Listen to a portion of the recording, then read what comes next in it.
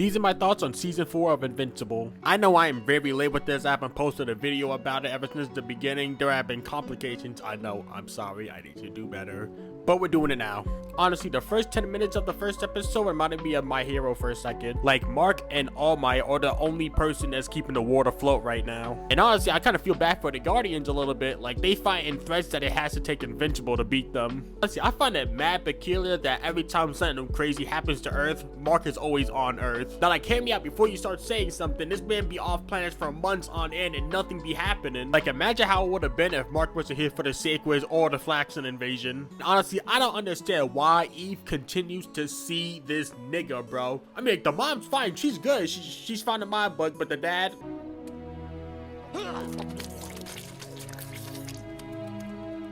And this man is completely stupid. He deserved everything that happened to him. And honestly, this episode was gonna show me how blunt Britt is. Like you said it yourself, if one of them escapes, you're cooked. You're done. Finito. And if they were inside the sewers the entire time, why aren't they far outside of the city already? I don't know why people are giving Mark a hard time this season. Like, anybody's making the same choice if they was in this situation. And crazy, this man Caesar really thought this was holding Big C, Big Quantavious, bro? Crazy. And honestly, if you saw my previous video before, you already know I'm not ever picking to be a Viltrumite. Like, look how niggas were pulling up, bro. Crazy. Honestly, if I was one of these guys, I think the Scourge Virus was a blessing in disguise. But I gotta give it to the Viltrumites. Even though they die and they say, nah, I got a job to do. I need to finish that before I get put in the pack. Respectable. These are the star employees corporations be having wet dreams about. But now, I got another question I need to ask. Look how many Viltrumites are in space. And the crazy part, they cut their population in half, so just imagine how many they would have had if they didn't kill each other. And the crazy part is that the coalition's just dealing with 50 of them. Like, imagine how bad the situation would be if the coalition never used the Scourge Virus and the Viltrumites never slaughtered each other.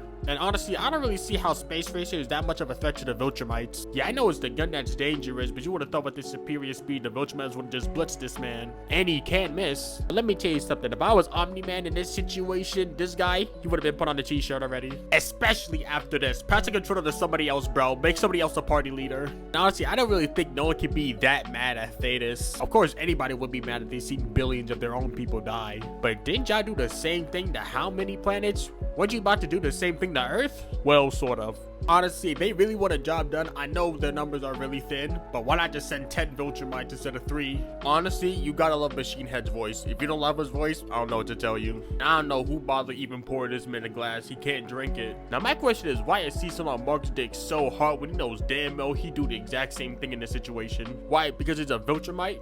Sounds kind of racist. And this scene right here started to make me not be a fan of Brett. Shit, I can see why Robot went on his villain arc in the comics. And honestly, if the Sequoias can hide inside of a person's body, I'm absolutely sure that there's at least one of them out there. And honestly, I think Adam Eve starting to lose her powers is a bit relatable. Like, did you ever use an appliance or an item and it worked perfectly fine when you last used it, and then when you put it back and then someone else uses it and then it stops working and then they blame you? Not saying she's blaming anyone now. But honestly, we need to take a minute real quick and talk about Oliver. This man has been a fraud this entire season. Like, he fights fodder and he thinks he can sit at the big kids table. Seriously, Oliver is that one person in the party that will always push a foreman and get cooked and still said he did something.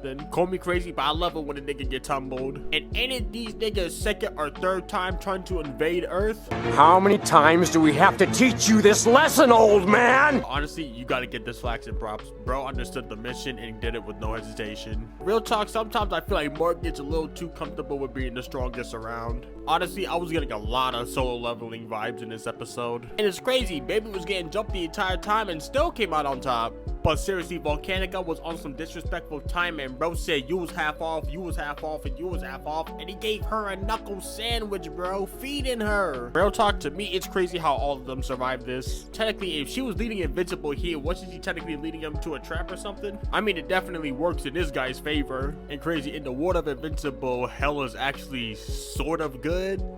I don't know. Well, good for the Earth at least. Also, my opinion, Satan's also a bit of a fraud. When he got his powers back, I thought he was gonna show Veronica why he was Big Satan, Big Daddy, Big Papi Chulo. Honestly, I love it when Invincible just keeps one-shotting her. It's funny. Honestly, I hate talks like this because you're telling other people your problem, but you're not telling the one person you're actually supposed to tell. Especially hate it when the person asks him what they was gonna ask and they just dismiss it. But real talk, does anyone actually like Omni-Man new costume? Personally, I do not like it. But honestly, real talk, I don't think I can handle being invincible. Like, he's on call all the damn time. At this point, if I was him, I'd be sick of it. I'd be like, nah, go out, find somebody else, bro, not me, not now. Shit, definitely be a better hero than me. But all talk, I'm really glad with how they actually went down with this scene. Because if they actually forgave this man, I would have dropped invincible. I'm lying, but it definitely would have lost points in my book. But am I the only one who thinks she looked ugly like this? And personally, I don't like what they did with Tech Jacket. I'm not really a fan of the whole gender swap thing. Honestly, this man art had steel balls to tell that to Omni-Man's face. I'd be sweating bullets, and I know his heart was beating at least 5 times the normal rate. And honestly, damn Debbie to hell with this. Imagine going to a war and still having to do homework. Yo, if I was Mark, the second I saw Conquest, I was immediately gonna think this was Cecil's doing. But it's smart that Mark knew he could have won an actual direct fight with Conquest, so we had to opt to choke him out. Now, honestly, I can't give Mark enough props for this. Bro got guts. He got guts, literally and metaphorically. Hey, if I was Mark and I returned back to Earth, the talk with Cecil was gonna be mad weird. And I will not be bullied by that.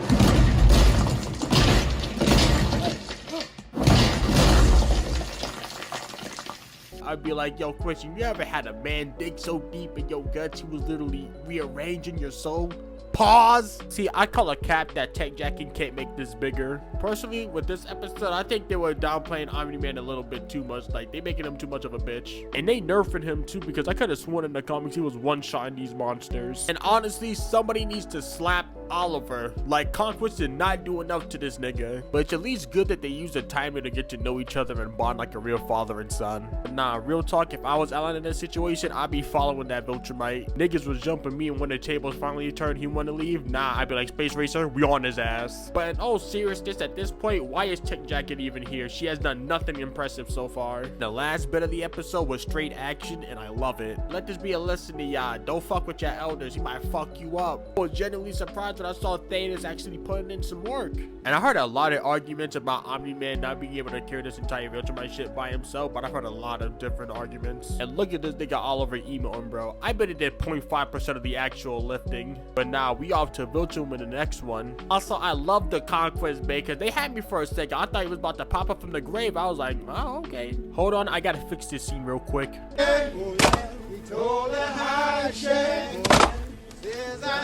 There we go, now it fits. Honestly, if this is their 3rd time rebelling against the Viltrumites, I'm surprised they weren't all wiped out already. And it's wild that the purge happened because of Thetis. Like, imagine purging half of your own people because you felt guilty over your leader's death. But boy, this shit looks like a battle royale if I ever seen one. I mean, bro, you got kids jumping each other, bro. Crazy. And plus, to start off the purge, why did Thrag have to kill the black guy first? Like, why the brother? Sounds and looks racist. But honestly, if you ask me, they should have turned these darts into gas. I feel like that would have been much more effective. And I feel like no one's putting this out yet, but how are these bodies not decomposing by now? Like, the shit happened when Omni-Man was young, and he said he's 1,000 years old, so I know they was out there for a minute. Honestly, you gotta love Battle Beast. He's in it for the game. Matter of fact, now that I think about it, imagine if Battle Beast and Conquest met each other. I know they was gonna like each other. But real talk, Thrag was a beast this episode. He's giving off Black Air Force energy. Bro punched Omni-Man home and punched him out of his home. Crazy. And yo, I could have swore I saw this move from somewhere.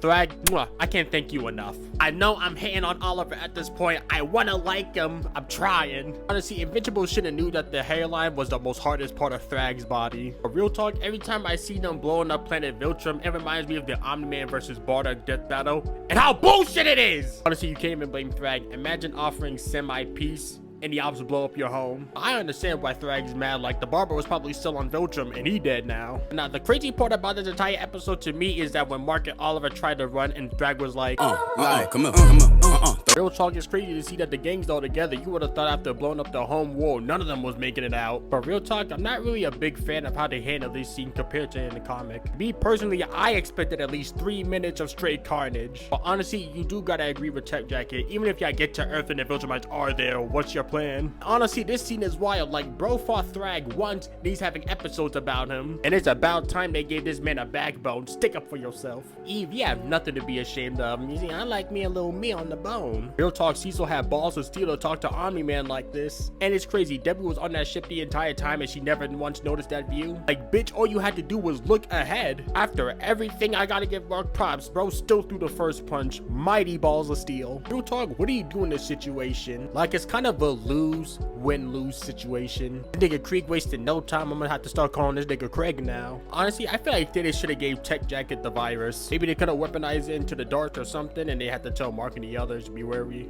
But overall, I like this season. 7 out of 10. And let me know in the comments, what would you rate this season?